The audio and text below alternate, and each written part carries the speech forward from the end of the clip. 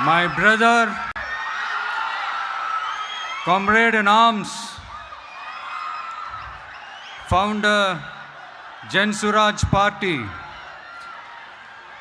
திரு பிரசாந்த் கிஷோர் அவர்கள் இன்னைக்கு வந்து நம்மளுடைய இந்த தமிழக வெற்றி கழகத்தினுடைய 2ஆம் ஆண்டு துவக்க விழாவிற்கு சிறப்பு விருந்தினராக வந்து கலந்துக்கிட்டு பேசியது மிக்க மிக்க மகிழ்ச்சி.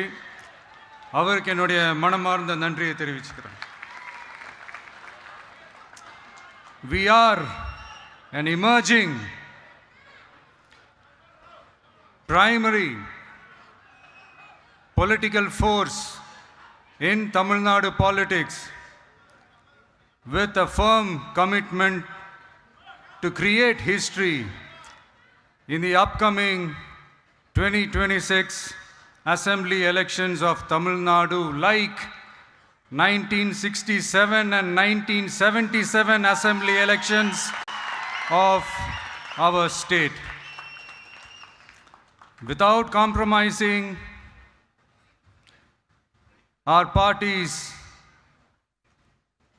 ideological principles at any cost, I am here to collaborate and work with you towards upholding the secular and democratic ideals in TN and beyond. என் நெஞ்சில் குடியிருக்கும்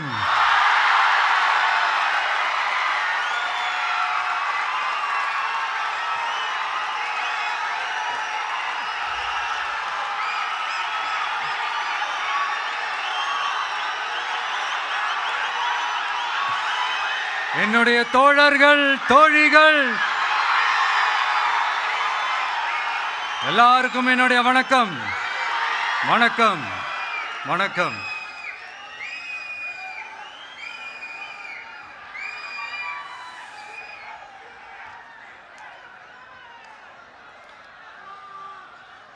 இந்த அரசியல்னாலே வேற லெவல் தான்ல.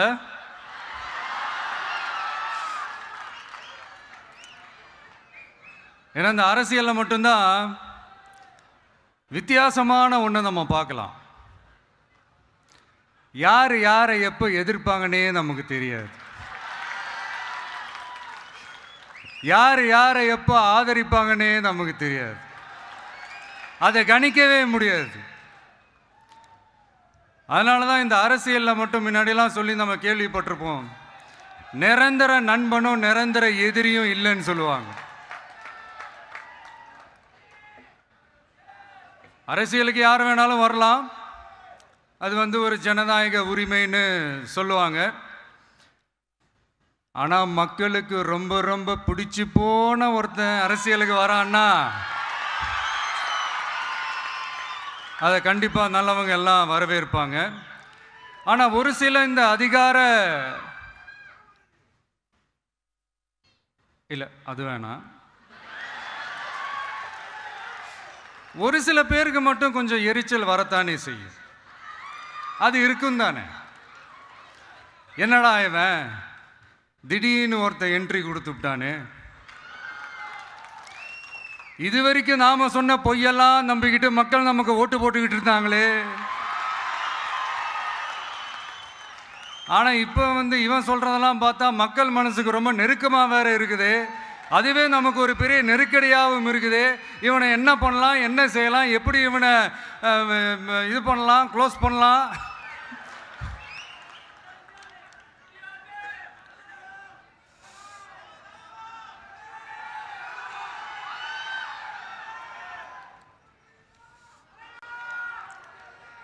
எப்படி இவனை க்ளோஸ் பண்ணலாம், ஒரு கன்ஃபியூஷன் ஒன்று வரும். அந்த கன்ஃபியூஷனில் கத்துறதா கதறதா என்ன பண்ணுறதுன்னு தெரியாமல்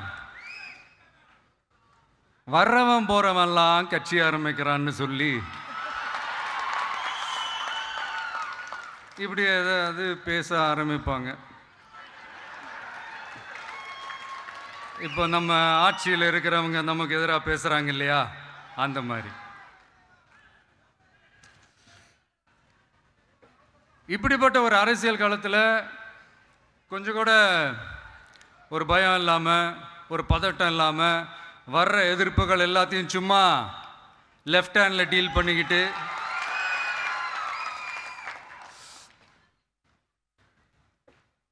இதோ நம்மளுடைய தமிழக வெற்றி கழகம் முதலாவது ஆண்டை கடந்து இப்போ 2வது ஆண்டில் அடி எடுத்து வைக்கிறோம். இந்த ஒரு காலகட்டம் தான் மிக முக்கியமான ஒரு காலகட்டம். ஏன்னா ஒரு அரசியல் கட்சிக்கு ஒரு பெரிய பலமே அந்த கட்சியினுடைய கட்டமைப்பு தான். அதுதான் அந்த கட்சியினுடைய ஒரு வேறு மாதிரி, ஒரு அடிப்படை பலமே அதுதான். ஒரு ஆலமரம் மாதிரி ஒரு கட்சி ஒன்று வளரணும்னா அதுக்கான அந்த வேர்களும் விழுதுகளும் ஸ்ட்ராங்காக இருக்கணும் இல்லையா? அப்படி தான் நம்மளுடைய இந்த அமைப்பை பலப்படுத்துகிற ஒரு வேலையை தான் இப்போ நம்ம செஞ்சுக்கிட்டு இருக்கிறோம். தமிழ்நாடு முழுக்க மாவட்ட நிர்வாகிகள் எல்லாரையும் தேர்ந்தெடுத்து அறிவிச்சிட்ருக்கிறோம். இந்த நேரத்தில் நம்ம மேலே ஒரு கம்ப்ளைண்ட், அது என்னென்னா, அதுதான் எனக்கும் புரியல.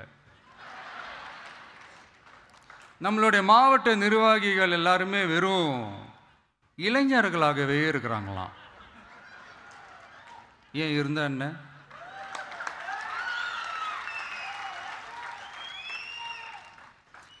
அறிஞர் அண்ணா அவர்கள் கட்சி ஆரம்பிச்சப்பா அவர் பின்னாடி நின்னதும், புரட்சி தலைவர் எம்ஜிஆர் அவர்கள் கட்சி ஆரம்பிச்சப்பா அவர் பின்னாடி நின்னதும் வெறும் இளைஞர்கள் தான். அந்த இளைஞர்களால தான் 1967லையும் 1977லையும் அந்த 2 தேர்தலையுமே ஒரு மிகப்பெரிய ஒரு வெற்றி கிடைச்சது. வரலாறு, அதுதான் வரலாறு. இப்போ அதே மாதிரி நம்ம மேலே இன்னொரு கம்ப்ளைண்ட், அது என்னன்னா, நம்மளுடைய கட்சி நிர்வாகிகள் எல்லாருமே சாதாரண குடும்பத்திலிருந்து வந்தவங்களாம். அதே தான் இங்கேயும் கேட்குறேன், ஏன் வரக்கூடாதா?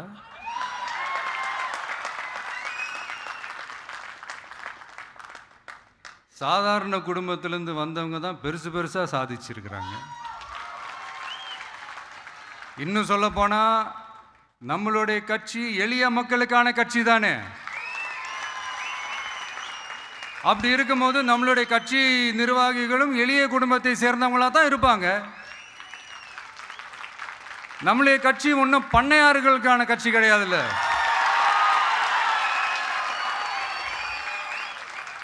முன்னாடிலாம் அந்த காலத்தில் பண்ணையாருங்க தான் பதவியில் இருப்பாங்க. இப்போ கொஞ்சம் உள்டா மாறிடுச்சு, பதவியில் இருக்கிறவங்களாம் பண்ணையாரா மாறிடுறாங்க.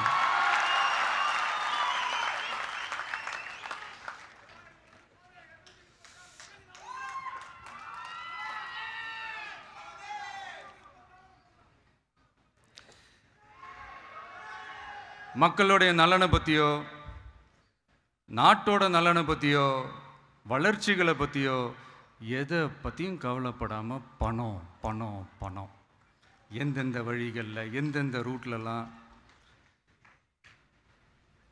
இப்படிப்பட்ட இந்த மைண்ட் செட் உள்ள இந்த பண்ணையார்களை அரசியலை விட்டே அகற்றுவது தான் நம்மளுடைய முதல் வேலை.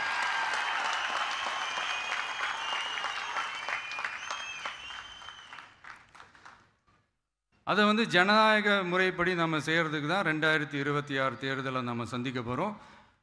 அந்த தேர்தலை சந்திக்க ரொம்ப ரொம்ப முக்கியமான விஷயம் பூத் லெவல் ஏஜென்ட்ஸ், BLA அப்படின்னு சொல்லுவாங்க. அது ரொம்ப ரொம்ப முக்கியம். ஏன்னா நீங்கள் பார்த்தீங்கன்னா தமிழ்நாட்டில் அந்த பெரிய பெரிய கட்சிகளுக்கு தான் அந்த BLAலாம் ரொம்ப ஸ்ட்ராங்காக இருக்கும்னு சொல்லுவாங்க. ஒரு அப்ராக்சிமேட்டாக ஒரு 69,000 பூத்ஸ் இருக்குது. அது எல்லாத்துக்குமே பூத் ஏஜென்ட்ஸாக நம்மளுடைய கட்சி தோழர்களை தான் நியமிக்க போகிறோம். கூடிய சீக்கிரமே பூத் கமிட்டி மாநாடுன்னு ஒன்று நடத்த போகிறோம். அன்னைக்கு தெரியும் தமிழக வெற்றி கழகம் எந்த ஒரு பெரிய கட்சிக்கும் கொஞ்சம் கூட சளைச்சதில்லைன்னு.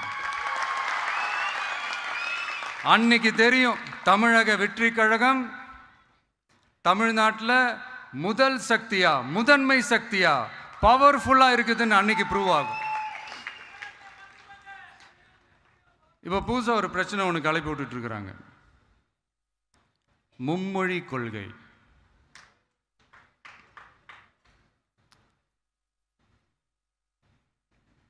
அதாவது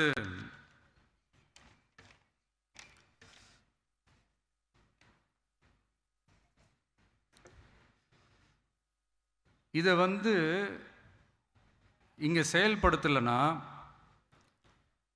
இந்த கல்விக்கான நிதியை நம்மளுடைய மாநில அரசுக்கு கொடுக்க மாட்டாங்களாம்.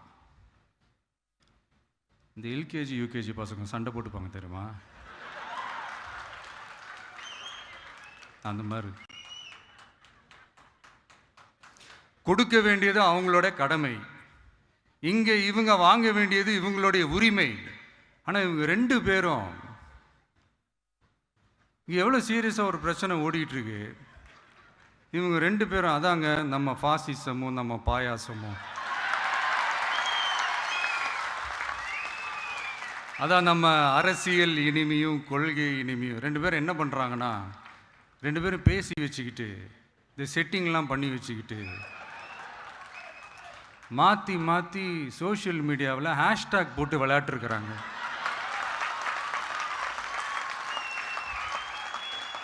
இங்கே என்ன நடந்துக்கிட்டு இருக்கு, அதாவது இவங்க 2 பேரும் அடிச்சுக்கிற மாதிரி அடிச்சுப்பாங்களாம். அதை நாங்கள் நம்பணுமா, மக்கள் நம்பணுமா? What bro, it's very wrong bro.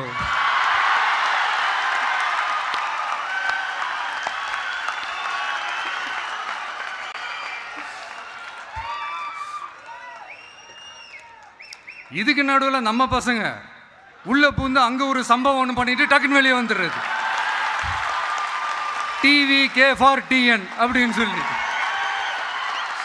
யார் சார் நீங்களா, எங்கே சார் இருக்கிறீங்க? ஸ்லீப்பர் செல்ஸ் மாதிரி.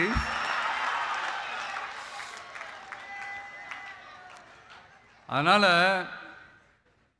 இதெல்லாம் மக்களுக்கு நாம் சொல்லி புரிய வைக்க வேண்டிய அவசியமே கிடையாது. அவங்களுக்கே தெரியும் எவ்வளோ பெரிய ஒரு ஏமாத்து வேலைன்னு. நம்ம ஊர் சுயமரியாதை ஊர், நாம் எல்லாரையும் மதிப்போம்.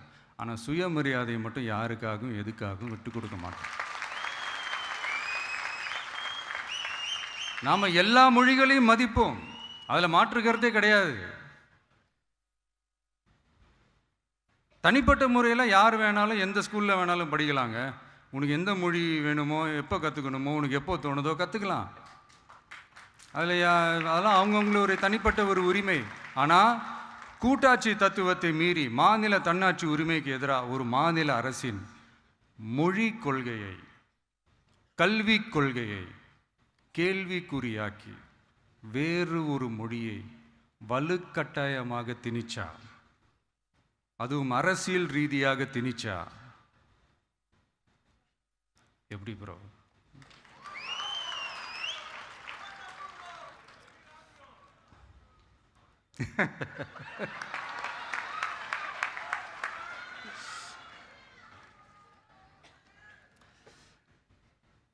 அதனால் நம்மளுடைய தமிழக வெற்றி கழகம் சார்பாக நாமளும் இந்த பொய் பிரச்சாரங்களை எல்லாம் புறம் தள்ளிவிட்டு இதை நாங்கள் உறுதியாக எதிர்ப்போம்.